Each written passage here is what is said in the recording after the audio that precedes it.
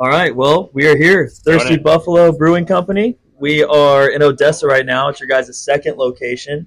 We have Mike, co-founder and owner of Thirsty Buffalo. Yes, hi. Joel, we have head brewer here in Odessa. Hello. And we're going to talk everything today from Thirsty Buffalo beer, from how they got started in the industry, and then the industry and what it is today, I think, is going to be really important to talk about today. But I want to start with you, Mike, and how you guys started Thirsty Buffalo. What got you into let's start with this. What got you into the beer game in general? Oh, origin story. Holy cow. Yeah, all right. This might take a little bit. I'll go short. So where do I even start? I was a keg washer at Dunedin Brewery back in 2007. Wow. So this is really when craft beer, well, I guess before really craft beer was catching on. Mm-hmm. At that time in Florida, we had Rogue, Stone, Lagunitas, Sierra Nevada. That was like craft beer, you know? Yeah. So I had just graduated from USF and was kind of starting to get into these products. And I just had a degree in finance. I was in the finance world. I hated it.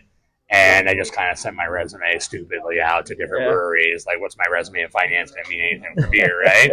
But at that time, there was really only 5 or 6 local breweries. And I loved Dunedin. I grew up in Palm Harbor, originally from Buffalo. Okay. That's a Buffalo name. Yeah, I like it. But loved Dunedin Brewery, and I was very lucky. The head brewer there, Norman Dixon, he emailed me. I'll never forget it. It was a 1-sentence email. Are you still interested in working in the brew house? That's it. That's all he sent me. Which, if you knew Norman, it's hilarious. And I said, well, yeah, of course.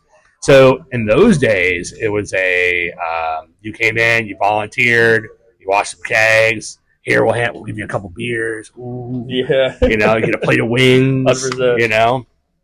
So I did that. I kind of reworked my schedule, my day job, where I can go in there twice a week, do like 12-hour days, or just hang out with the guys and wash kegs and learn and build rapport and kind of get familiar with the industry. You know, I was there when a guy you may know, Joey Redner, came in and rolled out blueprints for Cigar City Brewing. Oh, okay. And got the guys at Dunedin take on that. So I got to watch a lot of the infancy of this industry. Yeah. Definitely. After that, I did that for a couple years, and I was kind of getting fed up with finance, and had kind of had the itch to continue on in the beer business. And I had a good friend of mine, Clay Yarn, that I was at USF with. Okay. And I was living with him at the time. He's like, dude, you have a finance degree. Now you understand beer. You've been at a brewery for 2 years. There's an opportunity here to open up a brewery. And I was like, no way. Not doing it. Didn't want to do it because I knew the challenges involved with doing that. I gave in eventually. So started my first brewery, Big Storm. It's a little controversial now to say. I don't know. You can edit it. Right. We'll leave it in. You can edit it out later if you want to. Okay. And right here in Odessa, actually, and that was in 2012. And different time in the industry then than it is now. Anyways, went through the growth pattern and all that stuff. You can ask me questions about it later. But eventually got out of that in 19.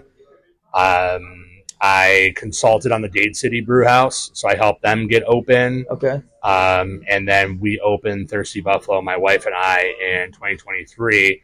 Our original locations in Land Lakes in the Bexley neighborhood. And then we had an opportunity to take over this facility late last year. Wow. So that was a really quick synopsis for you. No, that's great. Yeah. And so when you started this brewery, what was like your culture? What did you want your culture to be with the beer in the community? So I've always been just make good, balanced, approachable beers guy. I like the fun stuff too. We dabble in imperial stuff and thick, nasty stouts and like an imperial IPA we got coming out on Friday. Cool. Fun stuff. Yeah. But, it's really been more about the people and building a community. Absolutely. Breweries have become like the 90s version of Applebee's now, especially our brewery in Bexley. Families come on a regular basis. Mm-hmm. Kids are there. They're, playing games on the table. The parents are drinking some cold beers. Right. And maybe they're having, lemonade or something. And it's become more like we're in the community and entertainment business. And the expectation for quality beer, especially in Tampa Bay, has really kicked up a notch. If you don't have solid beer now, it's just not going to work. Right. I mean, breweries back, they're opening back in 2012 to 2015. I mean, quite frankly, you could piss in a keg and people are like, it's local? Yes, I'll drink it. Oh, have you had this fantastic, double IPA that's dry hopped with these hops from so-and-so? Yeah. You taste it and you're like, oh my God, that's rough. But people just were in it. Yeah, they were there for it. Right. Consumers have gotten a lot more educated. Yes. They've grown up too, so they expect better. They expect more from them. 100%. I mean, shit. Like, can I swear? I don't know. Yeah, I didn't know if let it rip, man. Probably proof trying to say, oh, Our 12-year-old listeners. I had 12-year-old listeners, right? Let it rip. So, man, back in the day, like first tap room, we had a garage that didn't have air conditioning, and people would be sitting at the bar just drinking beer, not doing anything else, not playing trivia, not doing bingo, which we do. I don't want to knock it, but like they would just come and drink beer. Yeah. It's not that way anymore. No. We saw a slow evolution to tap rooms of just drinking beer to then you need to have food or some kind of food solution Right. to now you need to have an entertainment solution. Absolutely. And a community solution. So, but for us, the vision was very much community, good approachable beers, friendly staff. There's one thing in this industry that's still a stigma to people trying to get into it is that they can be intimidated by it or they don't understand it. Right. They don't want to walk into a place and say, well, I drink Miller Lite. What do you recommend? Of course. To me? Yeah, that's a big thing. It's a big thing. There are a lot of breweries, unfortunately, out there that alienate those people. We don't. We say, great, you drink Miller Lite. Here, we have fantastic Kolsch. That's a step up. What's a Kolsch? Oh, that's a cool style now that you try. And you're like, I'm into it. Holy cow, I like craft beer now. Right. You know? Yeah. Huge for us. We have enough challenges in the industry. We can't put barriers up to people that have interest in it. We need people to feel welcome and know that they can try a new beer and not be scared of it. Absolutely. No, 100%. I completely agree. And I think that a big step for people in our generation is getting to that gate. Mm-hmm. And that's having friendly people that'll bring in somebody that says they love Bud Light. Yeah. In relativity to somebody that's like, oh no, we don't have that here. Yeah, and it's so funny because people apologize to us all the time, like, oh, I just drink Bud Light. And we're like, cool, that's great. I mean, you're producing a beer over and over, repetitiously across 20 different breweries in the country, and you're nailing it dead on every time. That's a hard beer to make. But on a broader trend, going back even before, the industry used to be very focused, hyper-focused even on education. Whether how the beer's made, how styles are made, and how they came into existence. Getting back to whoever said it was, that comfort level when people come in. I think there's kind of the fault of the brewing industry. We kind of leaned into making it comfortable. So here's 5 IPAs and here's 10 sours. Like it's become somewhat monochromatic from a style standpoint. And I think now it's like 130 some recognized styles of beer. Wow. When's the last time you saw anything close to 10 on tap? Yeah. When have you seen a Schwartz beer? Right. Yeah. So getting back to this education piece is, I think, going to be very important for the industry moving forward because, that's your point, consumers that are a little bit younger coming to it for the first time, they didn't get that education. They skipped over it. 100%. Us old guys, we got that. But, if we give up on it and we don't continually educate what we're doing and why it matters, people care about that. That curiosity, human curiosity, hasn't changed at all. And you talk about the craft and the history behind different beers, people are going to be into it. 100%.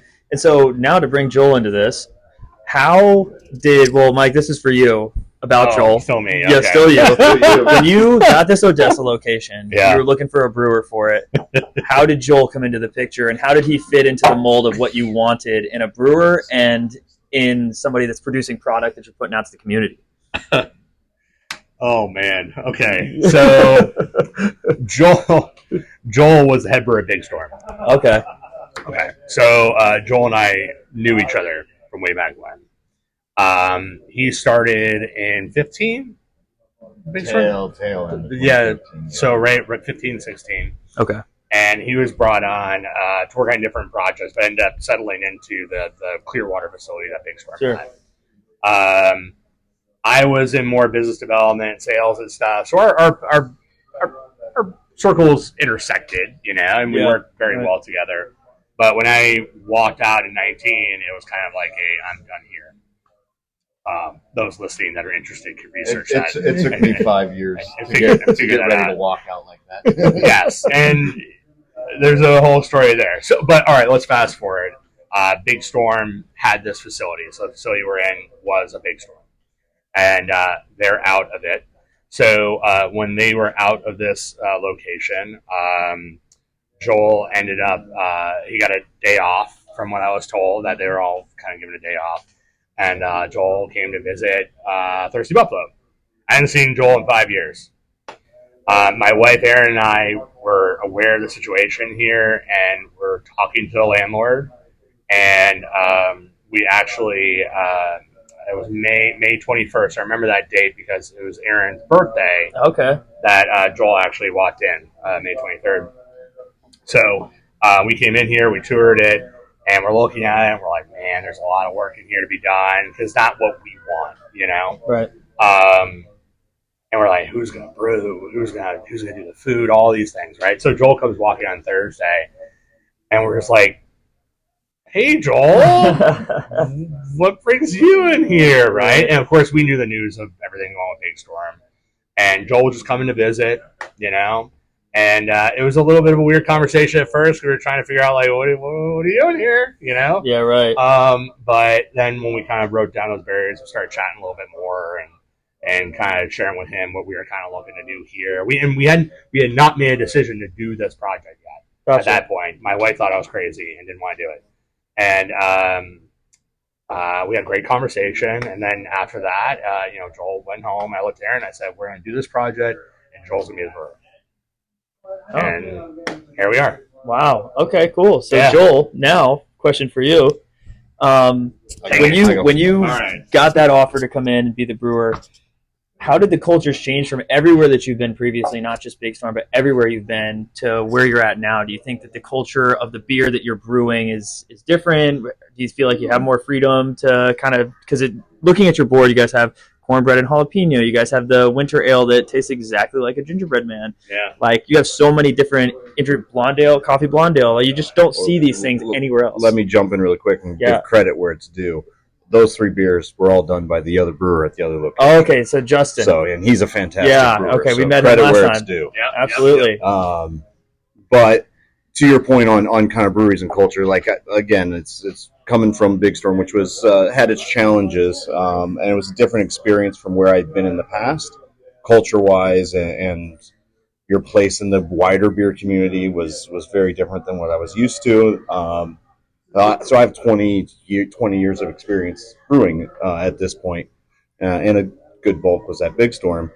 This was an opportunity to kind of get back to what I was used to, was having a little bit more freedom, having a good community, people that are really positive, who want to do fun and interesting things just for the sake of doing fun and interesting things. Sure. Not overly concerned with, okay, well, what are the margins?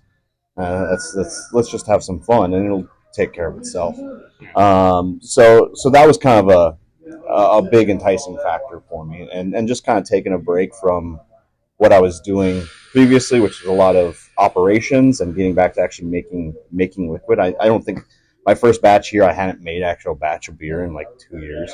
Oh, wow. So it was kind of like, I get to make beer again, which I love doing. Definitely. So it's kind of a good thing. Wow. I remember I looked at Joel at first day. I was like, you got this, right?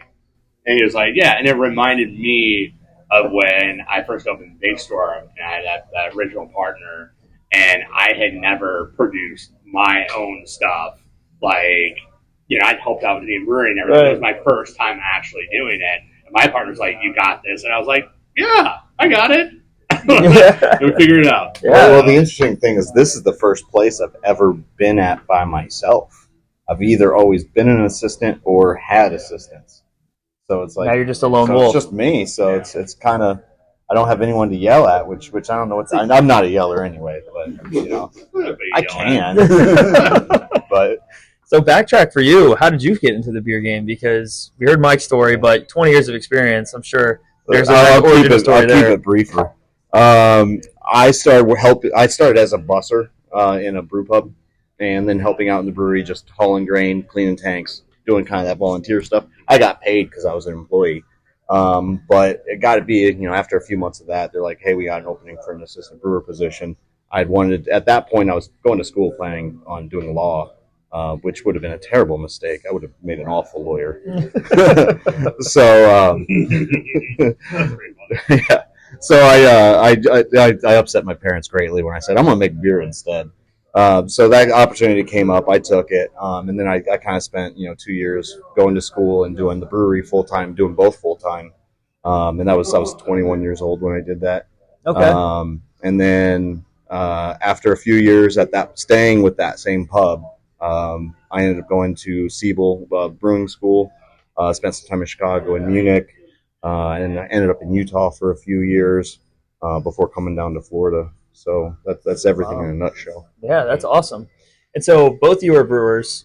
Now, how has both of your individual cultures of brewing beer and like the styles you like to brew and how you brew, like do you guys feel like you each have your own variation of brewing technique? And how do they differ, and how do they complement each other, do you guys feel? Yeah, I would say so. I mean, that's a lot like Every brewer's going to have their own ways. and a lot like chefs. Everyone's going to have their own little Right. thing. I'm probably a little more fast and loose than Joel and Justin. I'll just be like, oh, beep. I'll just drop that guy in there and see what happens, know. But I'd say we all have our different styles that we like too, and we try and lay all of them in at the same time to bring us the full board. So, Yeah. Justin has some of the things he's into. Joel's into Belgians, into lagers. I'm really down with anything. I personally like really big, thick, nasty stouts. Okay. They don't drink all the time, but there's a time and a place for it. Sure. So we just kind of bring our different expertise to it. So Absolutely. the cool thing is, we can all myself, Joel, Justin, we get together on a regular basis and we'll kind of like share notes and kind of talk about like what we're kind of seeing in the market, some trends, but things that we think people would like. Like I said, it's just good, approachable beer. Absolutely. So that's one thing I've noticed about even your guys' IPAs. I feel like they're all, just from the taste, I didn't look, but seem like they're all relatively low, like bitterness, and they're very like drinkable. They're not like upfront, like you're getting overwhelmed with this bitterness. It's like you get the flavor, like the mango, double IPA mango you guys have. That's like an insane, like the typical double IPAs. I feel like they're very hop forward, bitter. Whereas that's very like mango. You get the mango, you get a little bit of bitterness with it. Yeah, it's all about balance. Right. And, like we do a lot of experimentation with like dry hopping and really trying to pull aromas out without even getting the bitterness out of it. Mm-hmm. We feel that's a good way to get people entry level in a way into IPAs. People are shocked. Like even with our pale ale Trailmaker, like it has a very good, pleasant hop aroma to it, and people. It's funny when you talk about education. It's so ironic because, like, one of the first craft beers, right, arguably a Sierra Nevada Pale Ale, right, one of the big major ones at the beginning. So here we are, we're brewing a pale ale, right, and people are like, pale ale, but we're having to educate them on what the original education was. Yeah, it's like, dude, okay, I know it's not an IPA, okay. First of all, do you know what IPA stands for? Indian Pale Ale, yeah, right. I mean, you do, but you know what I mean, like the consumer coming in. I'm like, God, how many dude. times do you want to hear that story? Yeah, right. It's probably not even true. And like, I know, right? And it's like, it's a pale ale. Just give it a try, man. You know? And people are like, oh, wow, like it's very approachable. Good pleasant hops. And then they get into it, So, yeah, it's ironic. It's like history repeating itself in a way. They've changed, too. IPAs, when we started brewing, would have been a fairly like caramel malt forward bitter beer. Yeah. More English leaning, and then like West Coast kind of had like a little bit of combo of both of those, and now people want IPAs that are all aroma, all hops, and like no bitterness, which is just kind of an evolution of those styles. And so like if you make a real bitter thing anymore, you'll find consumers, but there's not going to be as many of them, so it'll end up sitting until it goes bad. So the economics, unfortunately, like we'll do it in a very, very small batch if we do something. Wow. Yeah. So let's talk about the economics of having a brewery and you guys being brewers, because I'm sure it's shifted completely over time, and we're going to talk about that. But when you make beer now, I mean, does that thought, when you guys do your meetings, is that a thought that goes into it when you guys are bringing up the flavors and the styles? 100%. So we look at it from a couple of different perspectives. One is beers that we're producing strictly for our tap rooms, which have better margins. So we can typically play around with a little more flavors. You take risks a little You can more. take more risk, right? We can say, hey, like Justin, he can make a 5-barrel batch, which means it's about 9 half barrels in a yield. And that's not that scary for us. We got 2 tap rooms, so we get through it. We're confident that, first of all, it's never going to go on tap if we don't think it's like quality product. Sure. But it could be a quality product, but didn't hit the mark for what we wanted it to be, and that's okay, But those types of beers, like maybe we'll throw an experimental hop in, that's a little more expensive. Maybe we'll do some more hopping. Maybe we'll do a hop extract, of course. Yeah. Maybe more fruit. Fruit purees, they're pretty costly. Mm-hmm. Maybe we'll dabble with unique yeast strain. Yeast costs money and is pretty expensive. Can really considerably add to the batch cost. Yeah, so that's one world. Then you go into the distribution world, the fun side. Completely different ballgame, huh? Totally different ballgame. So now you're like, okay, we are selling these kegs at wholesale now, which is a fraction of what we sell it. I won't win all the boring numbers, but a fraction of what we sell it at in the tap room.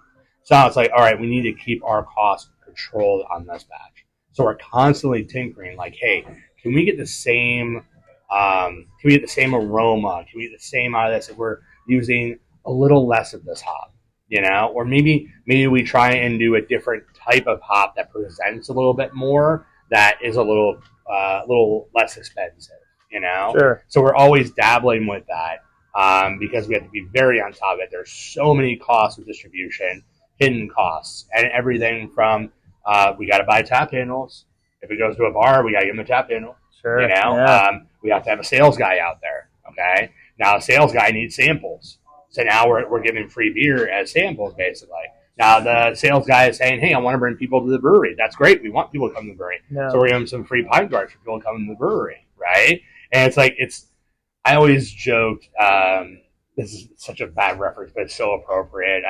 Joel and I have talked about this a lot. South Park has an episode about Cartman buying a theme park. Are you familiar with this episode? I am not, no. Okay. So are you okay? I'm seeing a nod behind the camera. Okay. This is exactly a brewery. I joke with everybody. It's exactly a brewery. Cartman buys a theme park because he wants to be the only one in the theme park, right? And he gets in there and he's like, okay, well, I got to turn stuff on. And they're like, well, if you want to turn stuff on, you need to have an engineer, right? Okay, bring an engineer. Well, how do you pay for the engineer? Well, you can let a few people in, right? Yeah. Charge or pay for the engineer, right? So the episode escalates from there, where to the point it just has a full theme park to pay for everything. Yeah. Like, shit. Yeah. And that's essentially in the beer world where it goes to, we'll have a pump breakdown. And it's like, okay, now we got to get a new seal kit. That's $1,200, add that in. Yeah. Joel needs pallets to put the kegs on for distribution. Sure. There's another hidden cost for you, right? Wow. Pallets. I'm shipping. I need shrink wrap. Yep. I need a forklift. I need a power jack. Repair the forklift. When you're using it, things break. And it's a good thing you're using it, and then not to mention raw materials. And one of the most challenging parts of our industry and distribution is the timing of our 3-tier system, which I will go on a little bit of a rant and how antiquated the entire system is. We buy our materials, and we love our distributor. That's not a problem. We use Pepin for the Tampa area, for the Tampa market. It's a system that's broken, though, because, all right, we buy raw materials, and we're on net 30 terms, okay? So we order day one. We're brewing the next week when that comes in, okay? Takes us 2 to 3 weeks, probably close to 3 weeks to produce that beer and have it all kegged up and ready to go, right? Now we have to get a distributor to come the next week to pick up the beer. Well, our net 30 terms on raw material, like, we're paying that now. Oh, we're paying for the material. Yeah. We haven't even sold the beer yet, okay? Now we got a distributor to come and pick up the beer, all right? Now we invoice them. Guess what we invoice them? Net 30. So another 38 have gone by. Guess what happens at that net 30? I'm buying more raw materials for the next batch of beer. You haven't even made any money yet. No, sir. Wow. No, sir. So it's one of those, especially if you have a distribution brewery, There's a lot of burn up front. You're in the burn. We call it the churn. My wife and I, we're in that churn right now with a production facility where we're priming.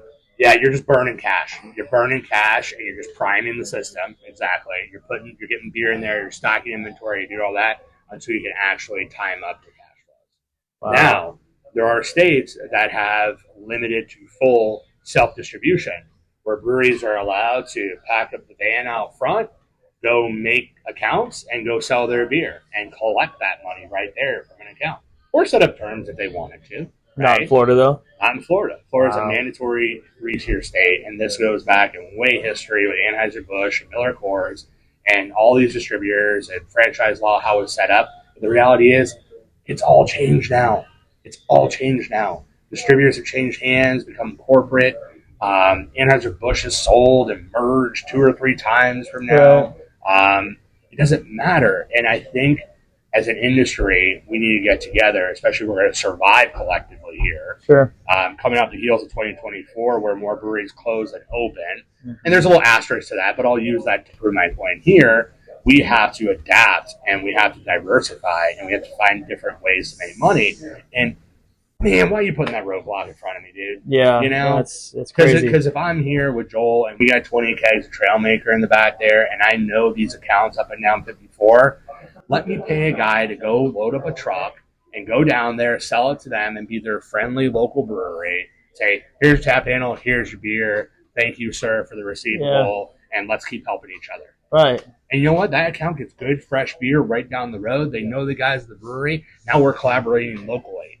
Because now in this economy that we have, that's we got to help each other out locally. You do, yeah, absolutely. So I'll stop ranting. I could rant a lot more about that. But that's something I've been very vocal about for the past couple months now, especially getting back into the distribution game. Where it's like, man, because here's the thing too, with distributors is years ago, a decade ago, when this boom was happening, they'd want to build the brand with you.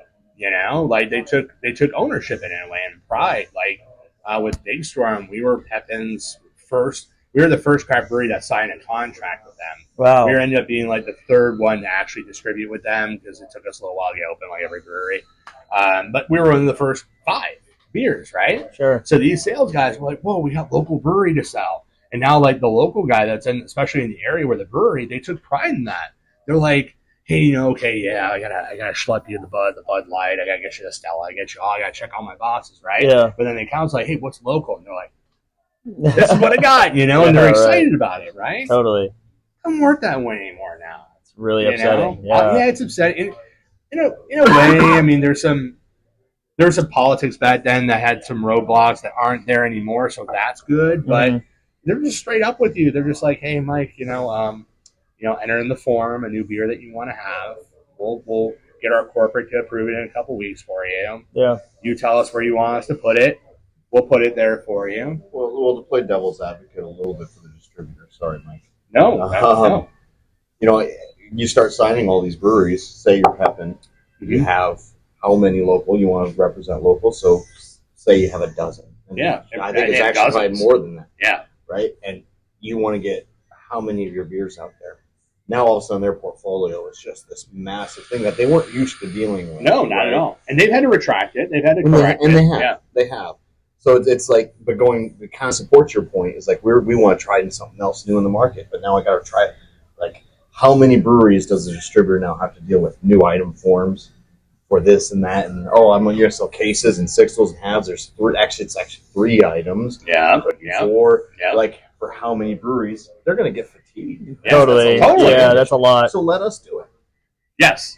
That's exactly the point I'm making. So you're actually proving my point. Yeah. And the thing is, too, like, the economics of it, I'm just like, it's funny because I know, Anheuser-Busch, and they've gone through a lot of changes, have gone through changes, even the lobbyists have gone through changes. You just want to be like, "Hey, guys, do you really want to fuck around with us trying to grow? Yeah, right. How about you just let us sort it out? And then the good ones that have shown that they have a route that we could prove that we can move a few thousands of barrels locally here, right? And then we can come to you, like you look at North Carolina. I don't know if it's still the case. This might be an antiquated point, but North Carolina at least used to have a situation where you could build your distribution route, Let's say you get 1,000 barrels on the market, right? And you're like, you know what? Okay, I'm at a point now where I have like kind of a small fleet of trucks. I have a few guys. I don't know if I really want to keep doing it this way. Now there's some efficiencies here with a distributor, right? Hey, Mr. Distributor, I have this many accounts. Would you like to buy the distribution route, the rights for the distribution? Because you have locked in sales. All the sales are going to continue. It's just going to transition. Now you're delivering it and picking it up for us.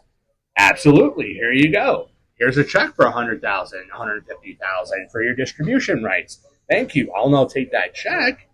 I'll give you distribution rights. You deliver my beer, and now I'll grow my brewery. I'll make the capital investments needed to get to the next level. Because the reality is, we're limited by the size of our tanks. Totally. We get to a point where, I mean, we were doing the math the other day. 2,500 barrels is kind of pushing it for us here. But if we have aspirations to go beyond that, guess what we need? Bigger tanks. Yeah.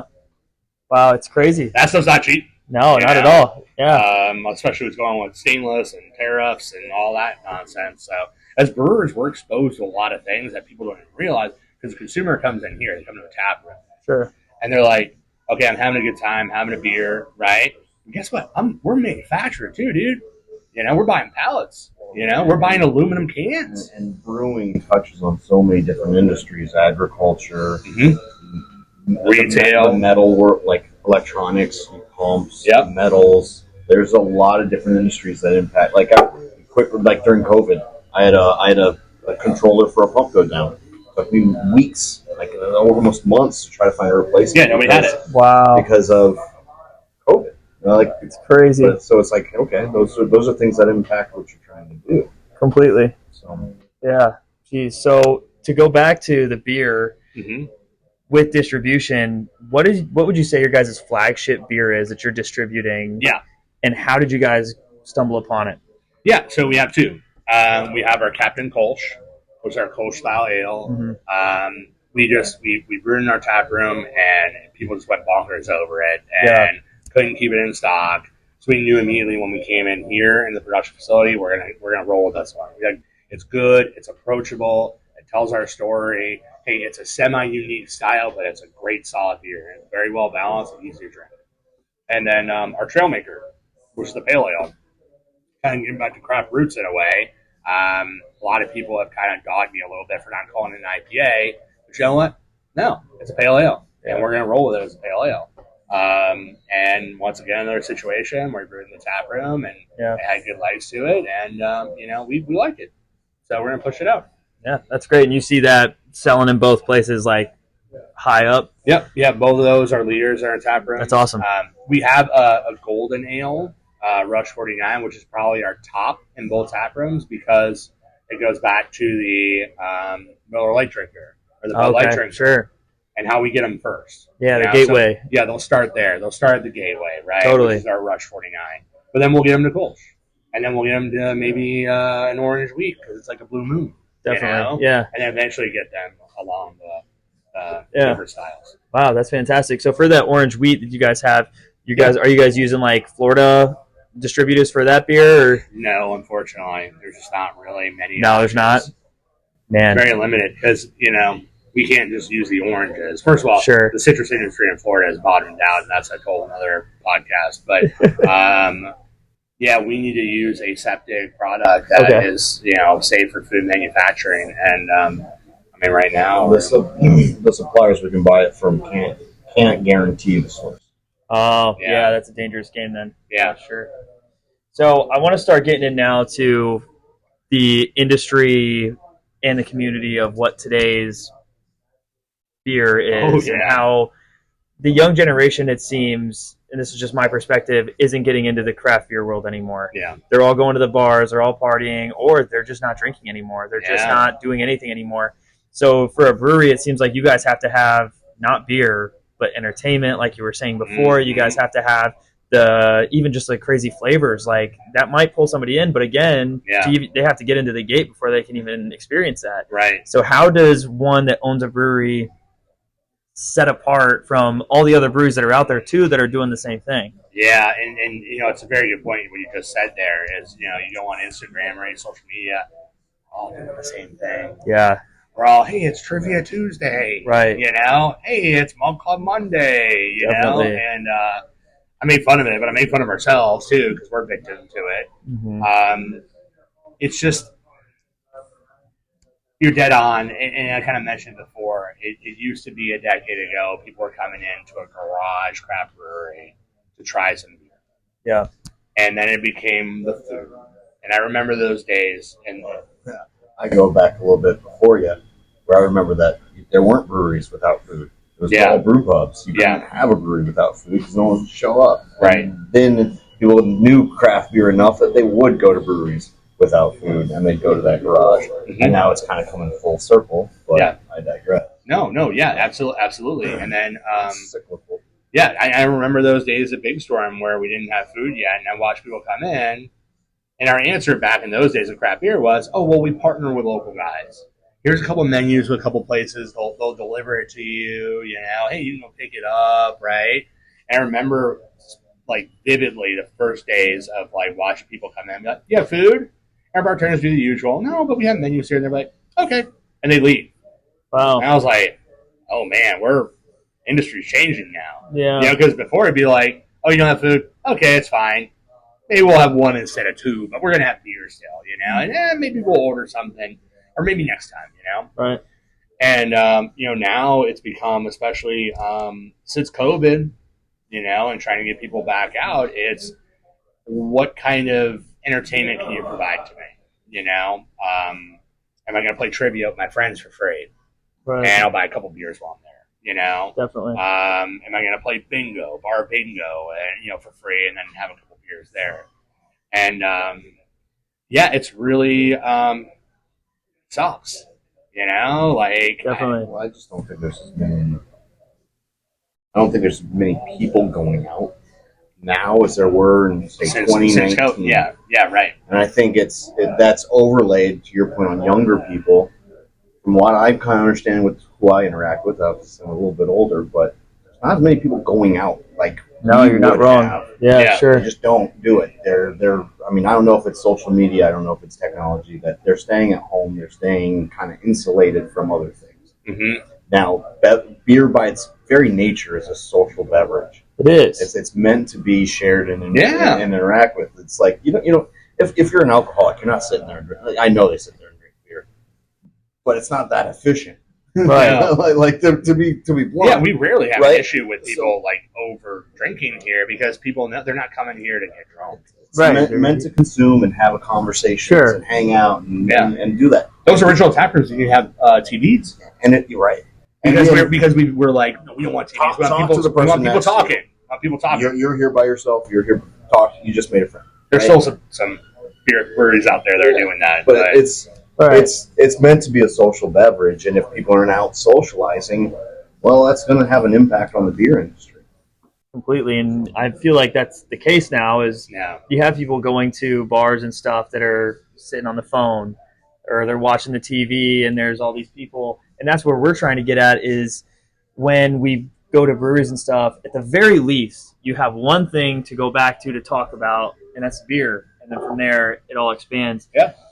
And so my other question was going to be, when you guys bring in the entertainment, the music, bingo, this, that, I mean, how much thought goes into, okay, how much of an extra cost is this going to be for us? What kind of margins are we making on a bingo night? Are we making on a trivia night? Because everybody's doing like, you know, this, that, and the other at their breweries, but there has to be some sort of thought into the margins that you're making on those nights. Like, are you? Yeah, it's hard. I mean, that's a great point to it. You know, sometimes it's a tough pill to swallow, you know, right. Especially here. This is a newer tap room for us, production facility. We're in an industrial park. It's a little bit harder. Nobody's just passing by that saying like, oh, I didn't know there's a brewery there. Let me go in. We have to be very intentional about it. Yeah. So when we first opened, you know, I think it was like October, we're like, okay, we're going to do trivias on Thursdays, right? And the trivia has a cost to it. And then there were a couple of trivias where like, we lost money. Yeah. We didn't get enough people in here drinking beer, just playing trivia, and we paid the trivia guy, and we lost money. We did live music on Fridays here, like every Friday, because we're like, hey, we're going to bring people in, live music, right? Lost money on a Friday doing live music. So we've had to trim that back a lot and get a lot more intelligent about it. So yeah, it's a very fine line to walk as far as like providing that entertainment, but then saying, hey, we still got to run a business. You know what I mean? We still have payroll. We still have people we're responsible for first and foremost. We got to pay our rent. You know, Definitely. We got to buy the materials to make the damn beer. Absolutely. We're not going to be able to sell anything. So there is a ton of thought that goes into it. My wife's a master at it. I mean, I give her so much credit. Like, she can pull an event together and be like, okay, I got this idea of doing this like hip hop night where we're gonna have like one of our bartenders kind of like pretend to be a DJ. And we're gonna kind of goof on it, and, like gives people. And we've noticed in Bexley or Brewery in Land Lakes, people like to dress up for things. So she's like, okay, let's just do kind of theme nights every now and then, like once every other month or something. Sure. We have a 70s night or something on Saturday. And there'll be a free way of doing something, making an excuse for people to come out. Yeah. So. Yeah, it's interesting how much it's changed. And I mean, I'm 24, so I really got into this like 3 years ago. Yeah. And I have heard from so many brewers and owners and GMs of how just the landscape has changed so dramatically. Mm-hmm. And it is interesting to hear your guys' insight on it. And I appreciate you guys doing the podcast with us today. Yeah, it's been very fun. Thank you guys so much. Man, we really flew by that, didn't we? Huh? We did. So we can go for another few hours right now, man. We can talk about. We can do a part two. We can talk about like diversifying other products and like trying to reimagine ourselves as like a beverage facility and not just beer. But a lot of breweries are doing that too. And so let's get into that real quick, because I have noticed that there's a lot of breweries that are doing like the kombucha now. They're doing they're serving liquor now. We just went to one that had non-alcoholic. Yeah, they're serving. So the landscape's changed in that aspect too. That you have people that are doing, CBD drinks. They're doing this, that, and the other, and then social media is causing, in my opinion, a huge effect on that with the health benefits of XYZ. Yeah. I mean, how do you feel that you guys can grow into that with given your circumstances here? I mean, you guys have tons of room, but it's all beer right now. Yeah, I know. I mean, we're beer guys. We're passionate about that. Yeah. We love doing that, but we're not lost on the point that we need to get into other products. And I think a lot of breweries are realizing that. Yeah. Our industry can be stubborn, so there's going to be ones that plant their feet in the sand and say no, and they don't do it, and maybe they don't make it. I don't know. Right. But we're looking into non-alcoholic products. We're looking into alternative beverages. At the end of the day, we have a food manufacturing facility that has stainless steel tanks, good water supply. We have the equipment to produce these things. It's a lot of the same equipment. Yeah. And a lot of overlap. And to the point of, making stuff to the consumer, they're consuming different things. So and being social, if someone's drinking a THC beverage, come and drink it here. Be social with people who want to drink beer. So we can kind of converge and bring it together. So it's just like any industry, really. You look at history. Any industry has had to adapt to something. I mean, there were people that were like worked on a typewriter for newspapers. Like those are gone now.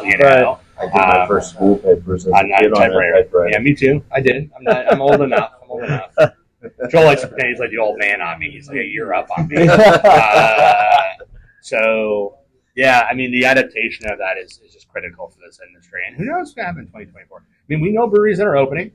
I told Joel the story about this. I was in Bexley the other day, our first location. And, there was a guy coming in, and his buddy. And they're like, hey, they're kind of there. I'm like, hey, can I get you guys a beer? They're like, well, actually, we're actually opening a brewery in Tampa, and not even hesitating. I said, I'm sorry, and they're like, what? The economics are real difficult these days to the point of total. So it's like if you have a great location that is going to take care of itself, whether you have great product or not. Like you're going to be in a high pedestrian area, your rent's going to be really expensive.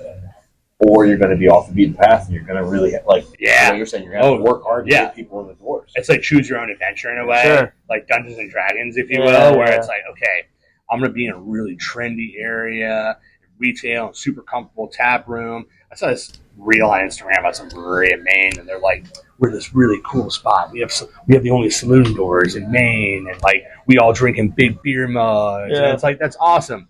Your rent's also $20,000 a month, so you know you can only charge so much for a beer, dude. You know, pros and cons in those like situations. okay, you're charging $9 for a beer on the high end because you're in like a retail area. Yeah, Like that is a lot of fucking beer to sell to make your rent. Well, I know you're trying to wind the podcast down, but that's well, you guys just opened a floodgate. Well, I think that's another. I think that's Right. another piece that we're kind of the industry is straining under. And to your point of like younger people, it's not like you guys are made of cash. You haven't been working for That's very very long. true. We are Right, not. like $8 pints. Guess what? We're not either. So it's okay. We just be Yeah, brewers. yeah. but like my beers used to be $5, Yes. like $4 or $5. Yeah, And- my first brewery, it was like $5. It yeah. was like easy, like Yeah. you know. So the inflation bug has hit breweries real hard. Rents are being factored into that. Raw material costs, Especially in are going Florida. up. Yeah. It's just so it's getting expensive to Yeah, come and do craft beer. If I told you, like, you know, we really should charge probably $12 for a beer to overcome Well, our costs. That's the point. In the long term, it's always been too cheap. Yeah. You could just kind of get away with it just all barely survive. But like Wow. seriously, for me, honestly, we've done these economics to really be in a spot where it's like, okay, we're you know everything's good, we're doing good here. Probably about $12 a beer. And if somebody Wow. came in here and we're like, okay, here's a pint of beer, it's $12, they throw the beer in our face. Yeah. Like you kidding me, dude? But brewing is economies of scale. Yes. So that's why, if you're Anheuser-Busch, you have the best economies of scale. Mm-hmm. So you can charge a lot less than us, and then we're going Yeah. directly up against, a pint of Bud Light, which we're never going to be able to compete with. No, yeah, it's just not So, right. Not so feasible at all. It's kind of like, what do? You try Yeah. to and fail, or you just accept that it's probably going to be expensive just to Right. try to survive. 100%. And so, to your guys' point too, on just the economy and the way that the generations are moving, how do you guys think you've utilized social media in bringing people into the breweries? Because I'm sure it's so hard to, especially people who come from a generation that social media was not the thing bringing people to breweries, and now social media is like one of the main modes to bring people to breweries. How are you guys utilizing that? Yeah, so I got a good answer for you. So, I'm bowing out. okay, yeah, he's buying out because he doesn't do any social media. No. Okay, I didn't either for many years. 7 years I was off social media, and I had to get back on back in September when we knew we were taking this place on. It's like, okay, we got to up our game here, And my wife, give her a lot of credit. She does a good job with it. We have a bartender that we also pay to do some for us too. But I mean, we've had to bite the bullet and hire outside agencies as well. Freelance marketers that can do some strategic social media, that really understand the algorithm Sure. and the times. This is the insane stuff about social media. It's not just like, hey guys, we got a new beer coming on Friday and we have 5,000 followers. And 5,000 followers go, oh great, Thirsty Buffalo has a new beer coming out. Right. We're going out Yeah, there. not at all. No. Y'all do. Every brewery does. Yeah. Y'all have a new beer coming on Friday, right? So now it's like, what time, how we post it, is it a story, is it real, right? Yeah. I'm talking like I'm a pro. I'm not. No, but you're 100% correct. I'm not at all. So you have to overcome that. And then you have to get into the world of like influencers. So we recently had an influencer come by to promote our rock show. That's going to happen on Saturday. We have a good buddy of mine. He's got a great local band. They're going to set up a stage out in the parking lot. Awesome. And we're going to have like a live music at the factory. That's so cool. In Yeah. the industrial park. I was like, I think it's cool. We'll Yeah. see what happens. Right. Right? But you got to tap into that influencer world to You get got people, to. because it's like, it's not enough for them to see a picture of it. They have to have someone that they follow on Instagram say, hey, look at this picture. And then people are like, ooh, that's a picture I want to see. I don't know how anybody has any time for social media. I don't either, honestly. It just seems exhausting. I don't. But yeah, I mean, to answer your question, it's been really about finding professionals that do it, investing in marketing, which sucks, Yeah. but you really got to do Another it. cost, It's right? another cost after everything. I mean, I didn't even like scratch the surface. Right. But you got to do it. It's the only way to get in front of people. Like print advertising it's dead. We've Yeah. done mailers before.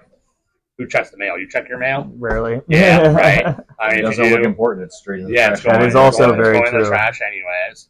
A TV. We did a TV spot last week, and we got some traction with it. With some older generation, but what this industry really needs is you. Yeah. Is you guys and your generation. We can't figure out how to crack that yet.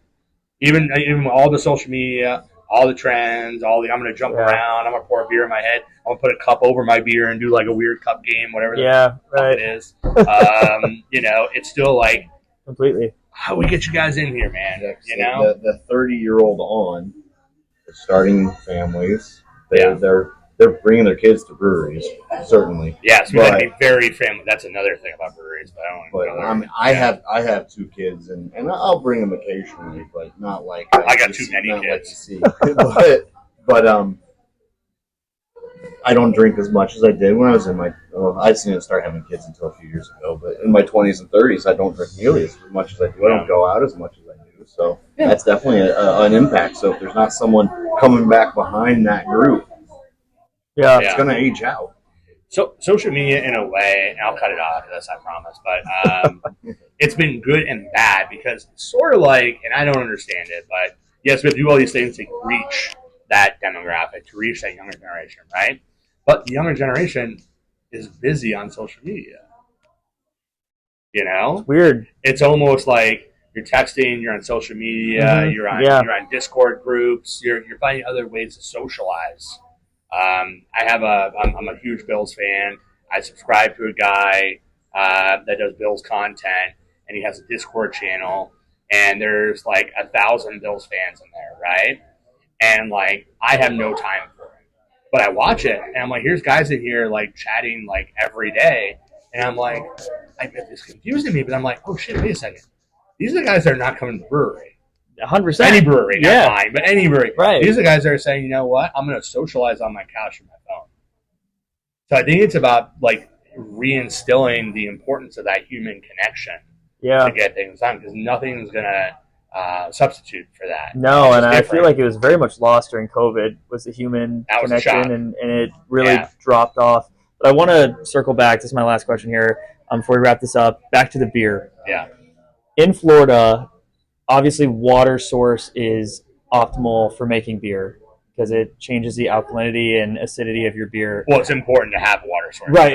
And like, and like procedures on the optimal. Yeah, water sucks ass here. Does it? So that's what I was going to ask: is how does water geographically change the quality of your beer? And do you feel like you guys have good water source here? Oh, do you? Okay. Yeah. So it's kind of a we take that all out of the equation. Gotcha. All right. Professional brewers, like, we don't even screw with it. And the beauty of that is using ROs. You can take a water sample if you want to do a traditional. Give me a traditional. If you want a Burton on Trent water, Burton on Trent, that's the English ale. Yeah. You could build the water back up to that. If you want something that was more Munich kind of style, like you do a traditional German lager and say, hey, we're going to get the water right from Munich, like get the profile of it and recreate it. You can rebuild those water profiles. The water here, because if you look at a water table of Florida without getting too technical, it has different zones as you move from the north to the south. Gotcha. So especially if you're kind of getting down towards, say, Naples, Fort Myers, you have a totally different water than you're going to have here. It's different water than you're going to have up in Tallahassee. So there's different factors that go into that. If you have a good water analysis, you can plan around that. But again, we take the guessing game out of it and just build the water. It's a good way to do it. You want a good way to judge a brewery's beer? Drink their water first. That's kind of why I asked the question, because I've heard that before. And go to a brewery and ask them for a glass of water and start there. Because we give a shit enough about it where it's like, no, you're drinking the water that we make for brewing. Oh, okay. So you guys won't put out any like that other stuff. Okay. No, we give it so much a shit about the water that we're giving you that water we're making the beer with. We changed the plumbing as it came into the building. You go to the RO system and you take back. Wow. Yeah, spent thousands of dollars to reroute the water to make sure that everything was getting the water that we were using to make beer. And what's an optimal like pH for water for beer? Is it? It's always still going to be like your 7 to 8 to start with. Yeah. And then once you start adding malt and and anything starts converting to sugar, it starts dropping down. Mm-hmm. We add magnesium sulfate, calcium chloride, occasionally sodium bicarbonate, and those are kind of, with those four we can get most anything. Sometimes we need a little more phosphoric acid for alkalinity adjustment, but for the most part we can build it up and hit what we're trying to target. Wow, that's awesome. Cool. Well, we're probably going to come back for a part 2 for this because I feel like we just scratched the surface today. I love it, man. Yeah, this was very fun, so I appreciate you guys a lot. We're passionate about it. We cover different topics of it, from distribution to the manufacturing side of it. So, yeah, it's a I'll leave you with this. We want people to know we are American manufacturing, family business, small business. I mean, go support your brewery, man, wherever you are. Absolutely. Go check it out. Don't be scared. Go with a friend. Go make new friends. Try something you've never had before. Yeah. And okay, one more question. The last one. I keep saying that. One beer, if you were to come in, or if you were to go to a group of people and say, hey, when you're coming to my brewery, try this beer. Every single person here is going to like it. What would you recommend? I'd say Captain Kolsch. Joel? Probably go with the Ciao Bella right now. Yeah. Well, just because we have it just here. I know, but the Italian Pilsner Joel made. Italian Pilsner. But I've been drinking it lately. That's the wave I'm riding right now. We're very objective on our product, and I have to tell you, that's probably top 3 beer that I've ever been associated with. Really? Yeah. Well, that's not kind of you. Yeah. I feel like I could have done it better. Thank you guys so much. Thank you, man. Brewboyzz Podcast. Yes, We'll see you next time. You got it.